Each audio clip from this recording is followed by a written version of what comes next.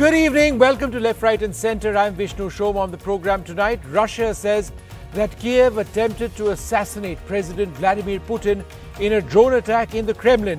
Video of this emerges, and Russia says that they reserve the right to strike back at Ukraine. Ukraine, for their part, insists that they didn't do this.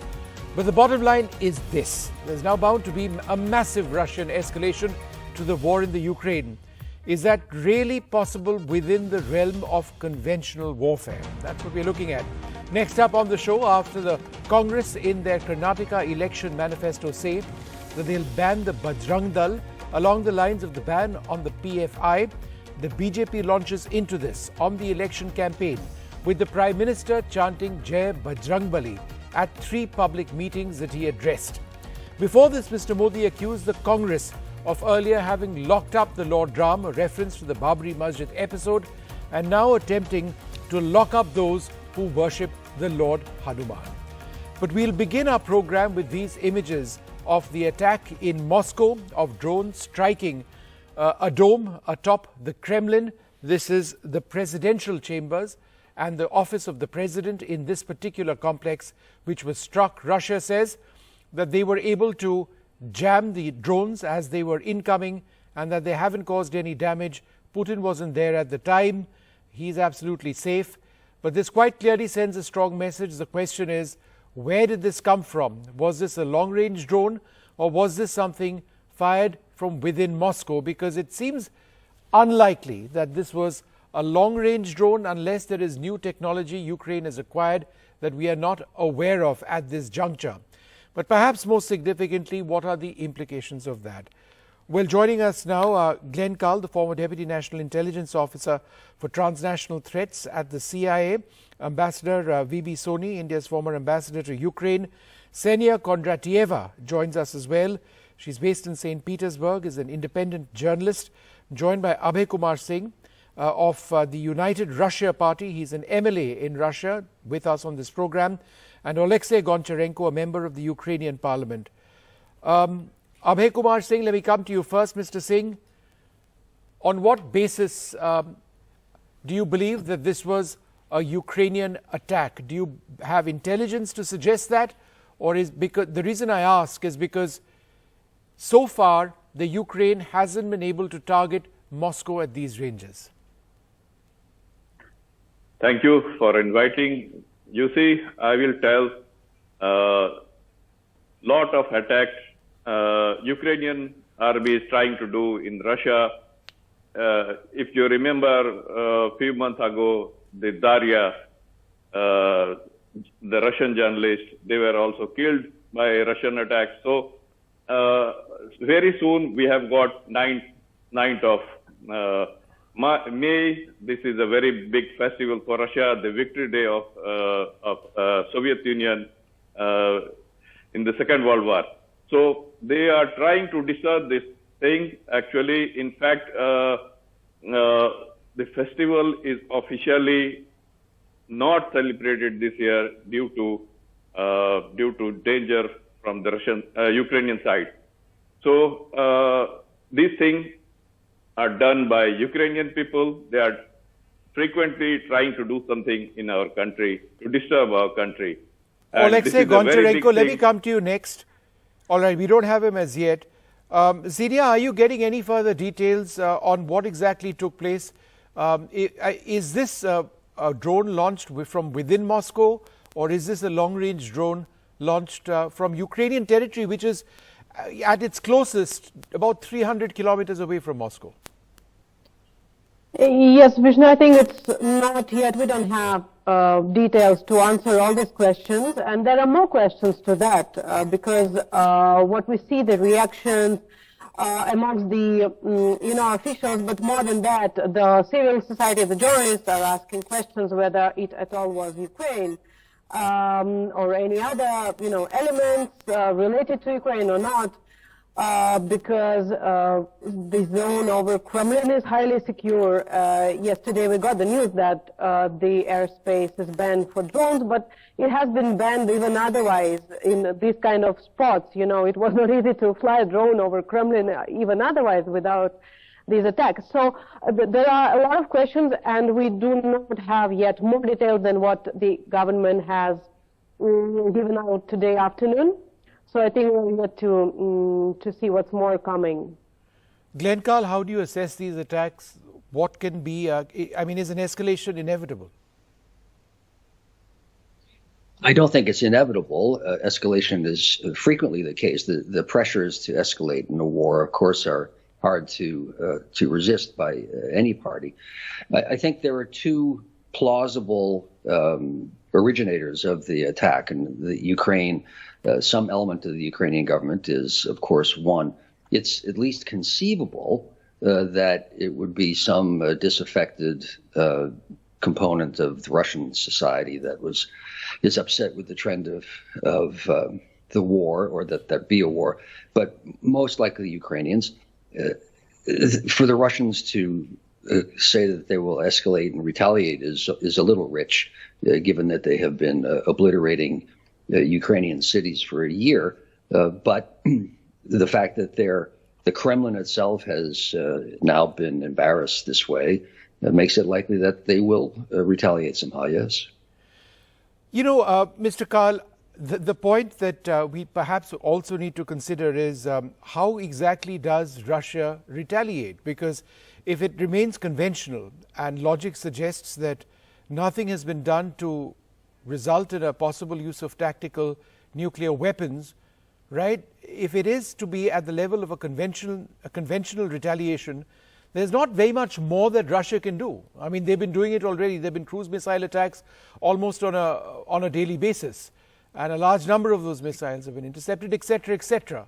So if we use escalation as a word within the conventional sense, is there very much more that Russia can do? Well, that's an important point, and it seems that the Russians are themselves constrained with low supplies of missiles and drones to continue the kind of massive missile attacks in different parts of Ukraine that they have done. One element that they could use, which they have refrained quite a bit from using, is their aviation. They still have 1,000 or some large number like that of sophisticated fighter aircraft and bombers. They could use those. They've refrained because the airspace is very dangerous, and they shockingly did not ever attain air superiority over Ukraine. But that they could do. They could stop, theoretically, the grain deal, which might be shooting themselves in the foot. So those seem to me the two most obvious ways that they could escalate. Or, and I think this unlikely, Putin could increase the level of national commitment to the war. Instead of spending 3% of the government's budget on the war, they could actually truly mobilize the society and the economy to have an increased level of war. That would take time, and that would create dramatic strains in Russian society. But those are at least possible avenues. I think unlikely, though. And I think we can probably take off the table the nuclear threat. Yeah. Putin is many things, but he's not irrational. Yeah, no, I agree. It just seems very unlikely at this stage to be relegated as a country that has used nuclear weapons in the context of modern conflict is something which Russia could ill afford at this juncture. Alexei Goncharenko, is there a sense that a Russian attack is inevitable? Russian war against Ukraine is inevitable. They started the war against us almost 10 years ago. They started full-scale invasion 14 months ago. So all these talkings, Russian talkings about some retaliation, just for us, it's nothing, because we are not afraid of them. And all these their talkings that we will attack you if you will do something. I mean, they started the war against us. We want peace. They need to leave our country. That's all. That's all we want. If they will not leave our country, we will fight. We will fight till the end, till our victory. And all these their wordings, that, we will do something awful.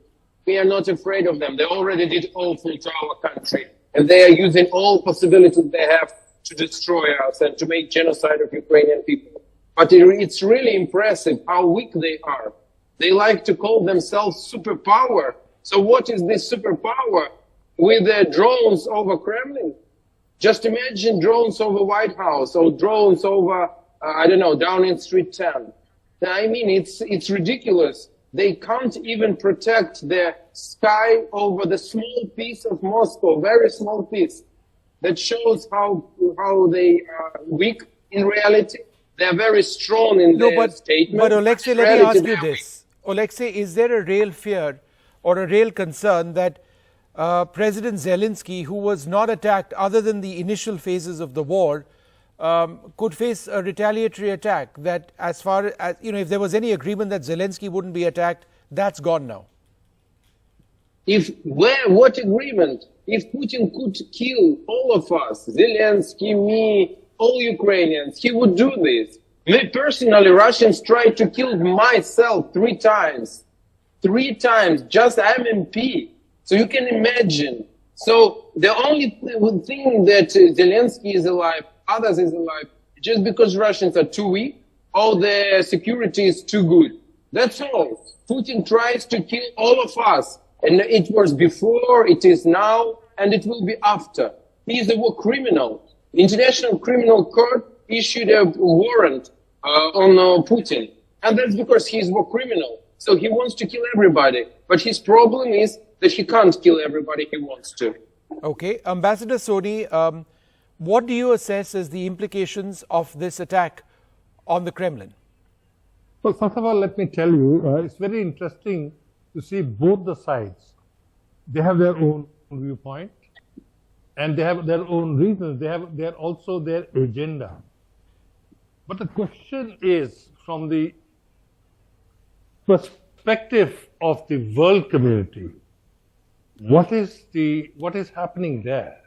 And I think India is at the right moment of time in a position to be of assistance. As an outsider and as having been a former ambassador to Ukraine, it pains me to see the kind of animosity, the kind of hatred that has now seeped into the system on both sides. Our case, therefore, is to make sure that such animosity does not escalate to something much more serious.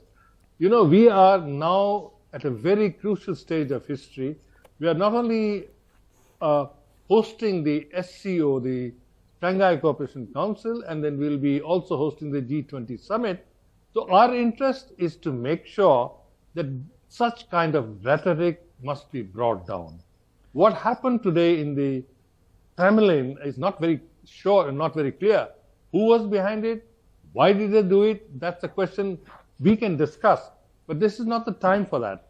To my mind, India's effort has to be to de-escalate, to bring down the rhetoric, to make sure that it doesn't go out of hand. So that's where it's important that we should consider these issues dispassionately from the world community, from the world peace point of view, because a single misattack can lead to very serious consequences, not just for Ukraine and Russia, but for the humanity. Yeah. I mean, can you imagine if there was, who is behind it, why was he doing it? These are the issues we can discuss later. But for the time being, we must make sure that we must ensure that it doesn't escalate. And for this to happen, I'm surprised and disappointed that the world community is not really giving the attention it deserves. First of all, we have to make sure that the two sides come down to a talking level. And it is here that the United Nations, it's an supposedly neutral body that must move. But Ambassador Soni, respectfully, all of these efforts, we've spoken about this all in the past, including the role of India. So far, I think it's an open question on whether India actually does have the diplomatic capital to make a dent on either Ukraine or on Moscow. So far, it's not happened at all. So let's see what finally takes place. Glenn Carl, you had a point. Go ahead. Well, India, talk weighs nothing, whoever is doing the talking. India does have two significant points of leverage, which it has chosen not to exercise and not to change. And that is the, I think, tenfold increase in the purchase of oil from Russia and the continued purchase of arms. So there are two countries that are sustaining Russia and making it able to continue the war. One is China and the other is India. If India wants to stop the fighting, it would have to make a decision that would harm its own economic interests a bit, and that would be to pressure Russia by not continuing to replace all of the oil purchases that have been shut down elsewhere in the world. But Glenn, India actually imports a fraction of the oil that Europe imports in a week. I think, well, the trends, the increase in oil imports have been, I think, tenfold by India. True, and but it's since still the a war fraction began. of what Europe imports. Mr. Soam, if I can join in. Yeah, go ahead. My Ukrainian friends has very rightly said, why is it that India is making so much of the use of oil which is available to us? Let me get him back to the year 1998, 99. I was ambassador there.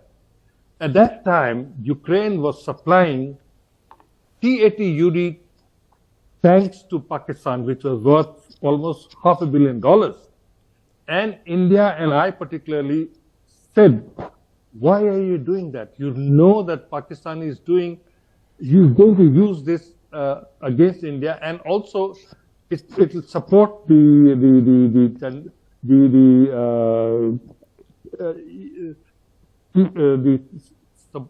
forces in Pakistan to attack India. But at that time, Ukraine didn't listen to our voice. They said, look, if you are interested, you can buy.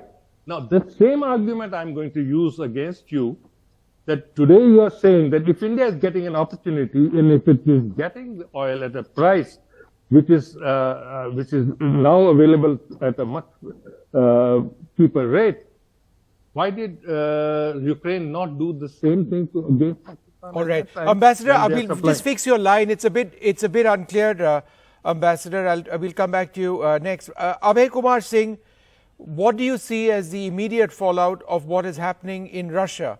I also ask this because this comes at a time when there have been all sorts of reports. For example, one set of reports suggests that it might be Ukraine about to launch an attack on Russian forces. There are others who say that the spring offensive might be triggered by Russia itself. This attack has now taken place. How do you foresee the immediate next couple of days? No, I will only tell why Russia will do this thing for his country only. For provocation, no need for provocation. What Daria and the Russian army journalist, he was also killed by Russian forces? No, how they have got network to work in Russia. They find some kind of people who work for Ukraine. They have got some people who are working for Ukraine in this our area. And I will say what Zelensky is doing, 14 cities had been totally destroyed. Nobody is living there. Ladies and children, they are, as a refugee, they went to Europe. They are living in Europe. They are working any kind of work they are ready to do.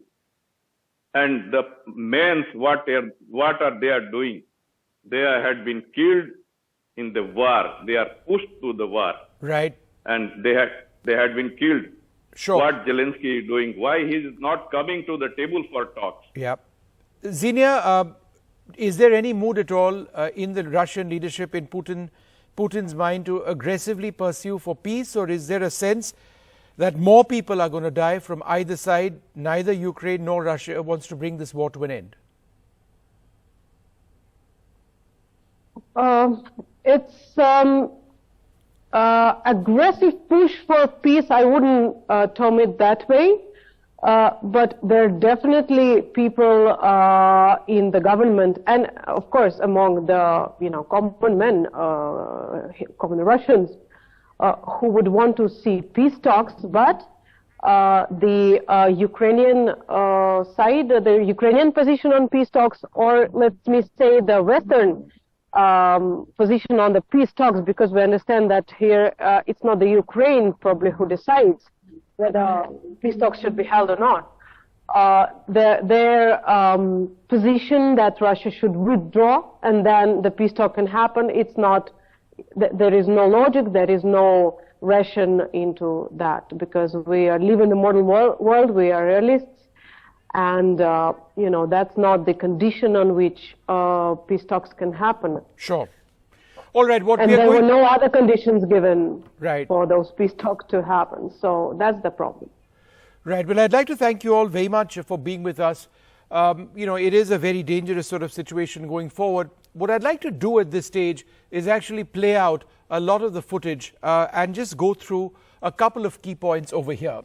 So, in fact, if we can have this up in a few moments, full frame, what we actually see over here is that drone attack. Now, this is in the heart of Moscow. This is in the Kremlin itself, the presidential complex. Vladimir Putin's office is over here. He's got a large apartment over here as well, but at the time of the attack, he wasn't over here. Now, what the Russian ministry, the Russian government actually says is that they were able to jam the drones as they actually came into this area.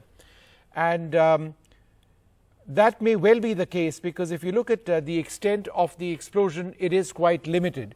So the question which arises is that did the drones just make impact with the surface of the dome, which had very superficial, if any, damage, because the warheads themselves failed to explode or didn't explode because they were jammed, or was that a genuine explosion which we actually saw? Number one. Number two, the other key point that needs to be looked at is whether this is actually a signal from the Ukraine and nothing more than that, that one way or the other, without getting into the debate on whether this drone was actually launched from Ukrainian territory or was a drone which was launched from within Moscow, that they could actually target the heart of Russia itself, and that this is the most heavily defended airspace perhaps in the world, and they've still been able to do that. So let's just again bring you a look at where exactly this has taken place.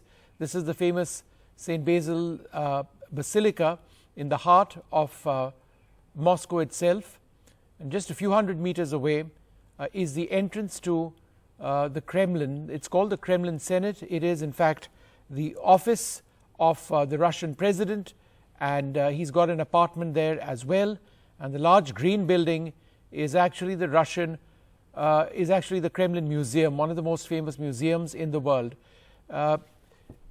What you can actually see over there is that dome, and that's the dome that has been now attacked. And just down Red Square, which is what you see right in front, is where the May 9th Victory Day parade, which is very important to the Russian people, that's where it actually takes place.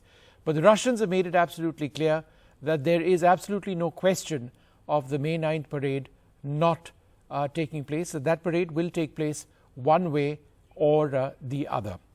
But let's also talk a little bit about that drone strike. Let's go back to that footage of that drone strike, and we'll continue to show you this video from different angles if we can. The other point that needs to be raised is this in fact a new weapon system being used by the Ukrainians, one that's not been seen before? Because the Ukrainians have sprung surprises on the Russians for quite some time now. There was an attack on a major naval base in the Crimea, which was done by Ukrainian drones. That's a new weapon system which was used in the context of this war. It did cause a fair amount of damage. The Ukrainians have attacked the Russian city of Belgorod on the border near the northeast of Ukraine. They deny it, but it seems clear that they did do that because there's video of Ukrainian helicopters in that particular area. So while Ukraine may be denying that they were in any way involved in this attack, the fact of the matter is that these denials have not necessarily been correct. It is quite clear that they've been using fairly advanced technology in many cases to do this. Which brings me back to the point I was talking about a little bit earlier on, the respective ranges of the weapon systems. As I understand it, the nearest point from Ukraine, the extreme border of Ukraine to Moscow is more than 300 kilometers. And that is in excess of the range of any known Ukrainian drone system. The West has not supplied Ukraine with drones which actually have a range to strike well within Russian territory, because the effort has always been to right-size the conflict. So therefore, if this is a weapon system which is new, where has it been acquired from? Is it a new Russian weapon system? Is it a repurposed Russian missile which has been made into a drone which Ukraine inherited from the Russian times, from back in its history, fitted it with sophisticated navigation and enabled it to fly far, penetrate Russian defenses and actually impact the target that they wanted? The bottom line is that Putin is safe. He wasn't there, but it does indicate a serious new capability. If it's not what I'm talking about, then it is a smaller drone. It does appear to be a drone which flew at a relatively slow speed, indicating that it might in fact be a smaller drone. Whether that would be a large quadcopter or something else launched within the proximity of the Kremlin or well within Moscow city itself, that's something that needs to be looked at very closely. Indeed, the Russians in just the last little while have reinforced a rule that civilian drones shouldn't be used over the airspace of Moscow. So that's what we know so far, not very little, but it is a frightening escalation, and whether this results in a more pronounced Russian attack on the Ukraine or not, we'll have to wait and see. We're going to take a short break, come back with something completely different. Back on the political trail in Karnataka, the Prime Minister leads the BJP charge on the Congress over the Bajrang Dal. We'll tell you how. You're watching Left, Right and Centre, our second debate this evening. After the Congress in their Karnataka election manifesto say that they will ban the Bajrang Dal along the lines of the ban on the PFI, the BJP has launched into this on the election campaign, with the Prime Minister chanting Jai Bajrang Bali at all three public meetings that he addressed. Before this, Mr. Modi accused the Congress of earlier having locked up the Lord Ram, a reference to the Babri Masjid episode, and now attempting to lock up those who worship the Lord Hanuman. So is this a move naming the entire, to get into the entire issue of a ban on the Bajrang Dal, which is potentially going to backfire on the Congress? That's what we are looking at very, very closely indeed. Bajrang Bali ki. Bajrang Bali ki. The Prime Minister going on the offensive after the Congress manifesto on Tuesday promised a ban on the Bajrang Dal. Congress Karnataka को दिल्ली में उनका जो शाही परिवार बैठा है ना, उस शाही परिवार का नंबर 1 एटीएम बनाना चाहती है।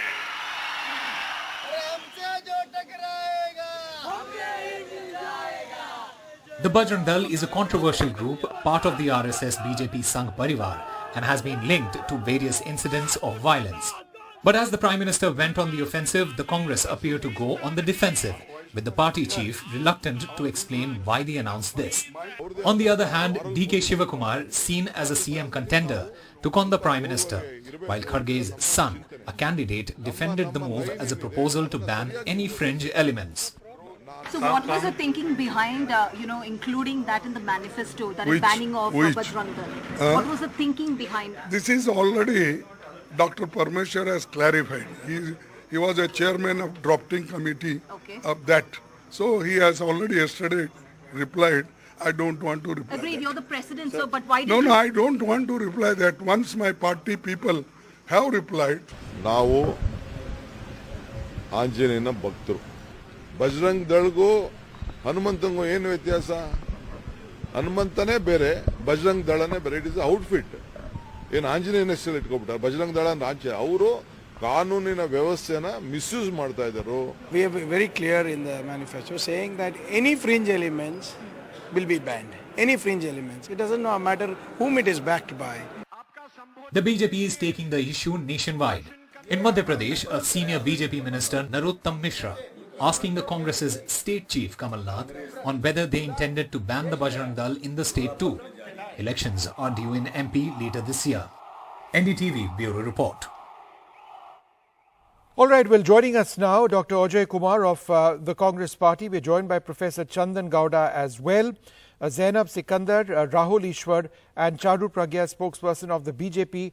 Dr. Ajay Kumar, was it really necessary for the Congress to bring up the discussion on a ban on the Bajrang Dal, given that the BJP appears to be capitalizing on it politically ahead of the elections?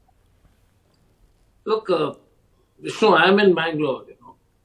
On the ground, it's the national channels which are going hammer and tongs and propagating what the Prime Minister wants to say. And sorry to say, I'm not saying you're doing it. But on the ground, the local channels are not doing so much of tamasha which the national channels are doing. First question. The second issue is that if Bajrang Dal and Lord Hanuman is saying, then God save us. The Prime Minister is continuing, and Prime Minister has reduced the stature of the office of the Prime Minister to such a ridiculous extent. Even he knows the Hanumanji and Bajrang Dal. Now, in Mangalore, where I'm sitting today, the Bajrang Dal is accused of killing a Dalit person.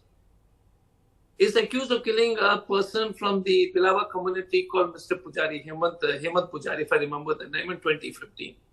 They were earlier targeting the minorities. Now they started targeting different people. So my issue is very simple: is that as a responsible political party, first we would tell that the Prime Minister definitely needs to apologize, because a bunch of guys, and you know the kind of people, Dhruv Saxena, if that is, he's equating them with Hanumanji, then he needs to apologize first. Right. The second issue is, the major issue in Karnataka is the Cry PM and the Pay CM issue and the 40% commission government, which is the major issue, which is actually impacting everybody. So, Ajay, what you're saying is it's not impacting you, right? That's the bottom line. No, let me complete, Vishnu. My question is, on the ground in Karnataka, the local channels, local issues and local channels, and I'm trying to figure it out. So I see a severe disconnect between the national channels, which are trying to propagate this much. And the issue for me is very simple. Bajrang Dal is not equal to Bajrang Bali. Is not equal to Bajrang Bali. The second issue, more important, is Karnataka is really in a bad shape. The 40% commission is okay, Ajay, you made that point. Let me get a reaction from Charu Pragya of the BJP. Bajrang Bali and Bajrang Dal are not the same. Why are you unable to see the difference, is what the Congress asks. Charu Pragya, please reply.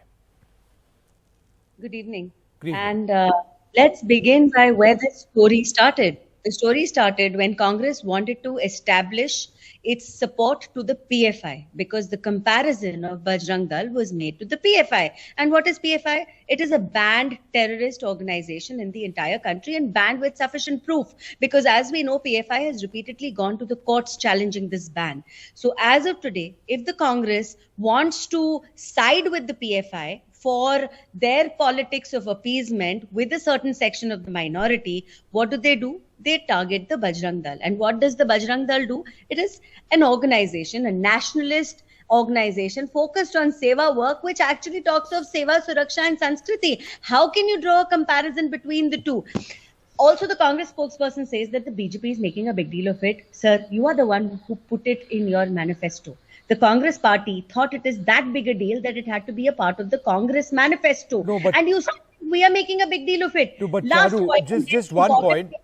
Very importantly, if Bajrang Dal is such a menace to you, why have you not banned it in any of the other states that you rule? What about Rajasthan? What about Chhattisgarh? Is Bajrang Dal banned there? You do know that the Bajrang Dal was once banned by the Narasimha Rao government. That ban was revoked a year later. And that ban did not stand in the court of law. No, it was revoked. So, Vishnu, can I? Yeah, go ahead, Ajay. Look, Charuji, with all due respect, we have said that the PFI and whether it's Owaisi, whether it is the politics of Mr. Owaisi or whether it's your politics, is the politics which is destroying the country. So for us, Mr. Owaisi or PFI is in the same level in which the Bajrang Dal activists are trying to, or the fringe elements of yours are trying to. And if you're going to call Bajrang Dal nationalist party, I mean, it's the greatest slap on the face of the Indian Constitution. I'm saying that one. Let me complete, ma'am. Let me complete. My only question is, why is it that they're doing so many criminal activities? First question. The second issue is, please read what we said. I know that the BJP, you're a well-read person, but the BJP people by and large don't seem to read much. Read our manifesto. That anybody who breaks the law, do you have an objection to that? That anybody who breaks the law, we will take action against them. Now you please tell in national TV that you have an objection to anyone who breaks the law. Then I'm okay with it. That you're saying that we have said organizations like the PFI and Bajrang Dal and any organization who takes law into Okay, let Charu reply, if that is wrong, yeah, just clarify to me the break. No, but Charu, I think the point that you mentioned is a bit bizarre, because this is the Bajrang Dal that you are talking about, which has been synonymous with so much violence. They've been synonymous, for example, Babu Bajrangi in the context of the Gujarat violence. There have been accusations of them harassing couples on Valentine's Day, storming pubs, staging protests against artists who they believe offended Hindu sentiments. Is this a group that you're proud of? So, Vishnu, can we come back to scratch from where this started? If Bajrang Dal is such a problem for the Congress, have they banned it in Rajasthan and Chhattisgarh? No, but I'm asking you that question because you defended the Bajrang Dal very strongly. Now I'm coming back to your question. Now, there can be stray elements in any organization, our political organizations or any social organization. So, for a few stray elements, are you going to say that you're going to ban an entire organization because it suits your narrative? Are there a few stray... You are the party that lifted the cases against PFI. You are the party that Charu, prevented respectfully, are they... You tried hard to lift the ban on Simi even. That's the kind of politics Congress has been playing not once, not twice, but repeatedly and habitually. I would just argue, Charu, that it's not one or two incidents. There's a litany of incidents over here. But one second, I want to, Ajoy, I want to go across to Professor Chandan Gowda as well. Professor Gowda, do you agree with Ajoy when he says that, look, this is being made into a big issue by the national media on the ground, the entire issue of the Bajrang Dal, it's not a real political issue in the run-up to these elections. Is that correct? Do you agree? Yes, I think that's true. But before I say anything more, Vishnu, it should be borne in mind that the Congress is not declaring an intention to ban it. It is only saying we shall be tough towards anyone who tries to generate enmity between communities, caste and religion communities. It's not just Hindus and Muslims. And it just names these two organizations to indicate what it has in mind. But it's important that it is done that. I mean, it should tell you something about how the situation is on the ground, at least, especially in the coastal area. I think it has that in mind because Bajrang Dal is really not a presence outside the coastal region in Karnataka, which is why most local media don't seem to be paying too much attention to it. And of course, the BJP, as you showed us in the beginning, Prime Minister Modi talking about it in all of his speeches today, and the national media talking about it, is trying to make it seem like a major faux pas on the part of the Congress. But I think the Congress is fairly clear about why it has done it in this fashion, both because it energizes its own local cadres in the coastal area, and also because it encourages the minorities to think that the Congress will secure them should things get should things go out of hand. So this is, I think, a win-win situation as far as the Congress is concerned. Also because in the coastal area, the Hindutva vote is saturated. There is no, I don't think it loses anything by declaring an intention to be serious about law and order. Okay. Zainab Sikandar, I would argue that Narendra Modi making these remarks at this end of the campaign, a campaign in which, for example, our own poll studies have indicated may not necessarily be going all that well for the BJP, may have picked on a trump card. We've seen the power of Modi with words. So therefore, if he says or accuses the Congress of, and I quote, trying to lock up those who worship Lord Hanuman in the same way as they had earlier locked up Lord Ram, which is a reference to the Babri Masjid issue, is this not strong political rhetoric? It is very strong political rhetoric, and one has to be naive to think that this isn't really a matter that is playing any factor on ground in Karnataka. In fact, like Professor Gaura rightly said, the coastal regions are completely saturated. The Hindu votes there are consolidated. The Gaura Saraswat Brahmins, the Kannadigas in general, the Konkanis, they will vote for BJP en masse. Now, the votes that are a bit scattered, these kind of, cries by Prime Minister Modi on a national level, where he's saying Jai Bajrang Bali and Vande Mataram, and the crowd is, chanting with him, it's going to consolidate the crowd that was sitting on the fence, and that's very obvious. So you have to realize BJP has always dealt 3 cards in every state assembly election. One is welfare scheme. The other is caste politics, and this is where the permutation and combination, they work out really well. Like in UP, they do it brilliantly. And the third is communalism, where they bring in Hindutva. Now, Karnataka is known as the Hindutva laboratory of South India for the BJP and the Sangh Parivar, which is why from the very beginning, first they started with, banning cow slaughter. Then they went on with saying that halal meat should not be given all across Karnataka. Then they went for the hijab ban. Now they're going in for the whole Bajrang Bali fiasco, where, Congress said that Bajrang Bali should be banned. In fact, I think Congress went on to, have a self-goal in this particular matter, because they shouldn't have gone on the defensive like they have. You can see Khargeji saying, I will not comment, and others are trying to defend what Congress meant in its manifesto. Whereas if they really meant it, that they want to, ban fringe elements like PFI and Bajrang Dal, then they should have been very confident in saying, yes, we will, and we will stick to our manifesto point. So as usual, I think Congress has served a self-goal. And this will consolidate, the BJP Hindu votes that were on the fence for sure. Ajay, would you like to respond to that before I go across to Rahul? So Zainab and me are living on 2 different planets. So we have been saying very clearly that please read it, that we will ban anybody who's on fringe element. So Zainab, I'm in Bangalore, and so either I'm living on a different planet, which I need to check that. The other issues we have been, and in all, Mr. Gehlot was here, we've been saying it, we'll ban everyone.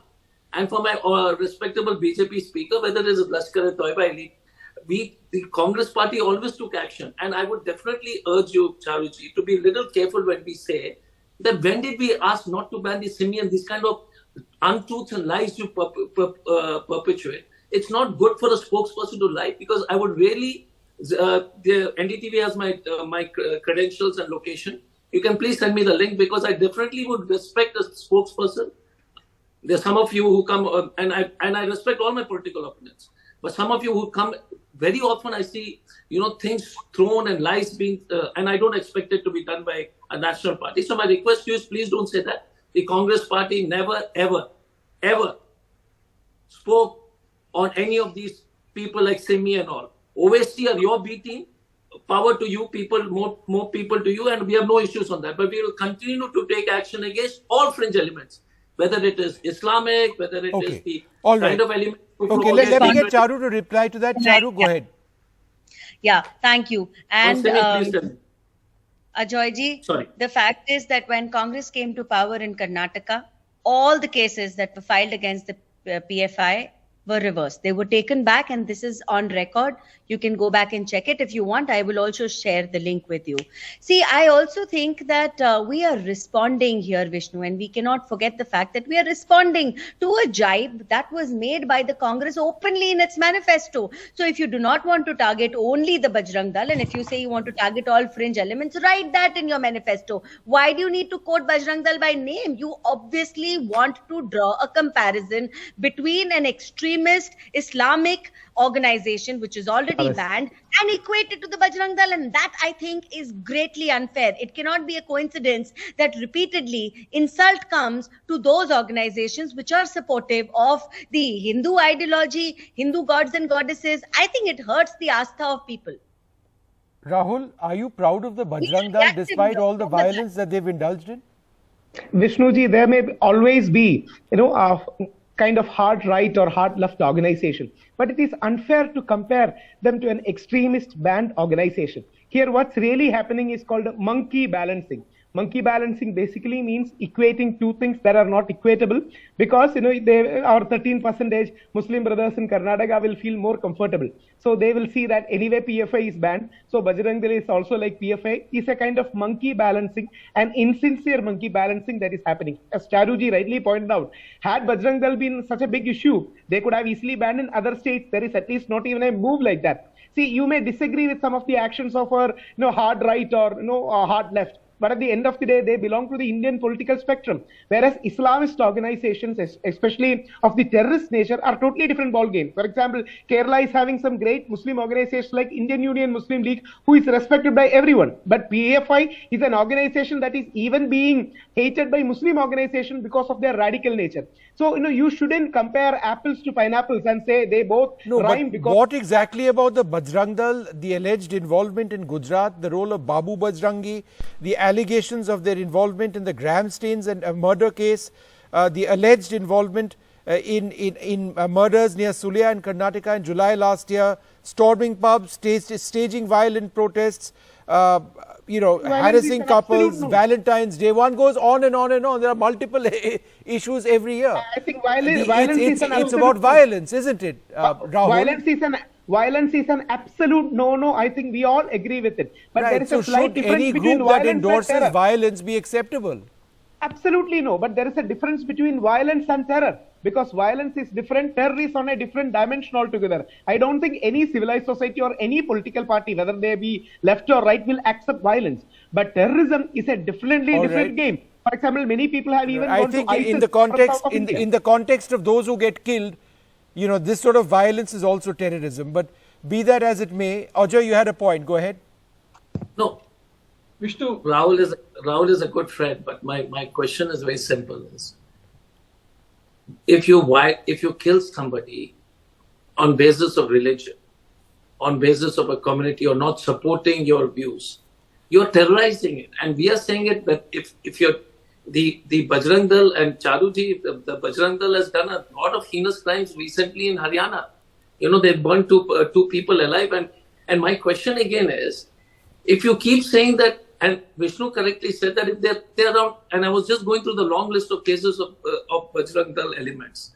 If there are 200-300 cases which are coming of violence, even the killing of the sub-inspector of police in Uttar Pradesh and Ayodhya, Mr. Mishra, Subodh Kumar, if I remember. We are saying we will, as a responsible political party, even the Bharatiya Janata Party, and they are in power, anybody who breaks the law, and that was what his manifesto said. We said that likes of PFI and Bajrang Dal and anybody who breaks the law, we will go after them. If Bajrang Dal doesn't break the law, then why would we go after them? First question. The second question is, most important thing is, the history of Bajrang Dal has not covered itself with glory. And when the Prime Minister, No, but then why don't you ban the Bajrang Dal in other states that you rule? Vishnu, this is what I'm saying. This is an entirely local episode. Chandan, I'll come to you next. Yeah. Let me answer. Ajay, quickly reply to that question. Why have you not? One second. So in Chhattisgarh, we have not had these violences.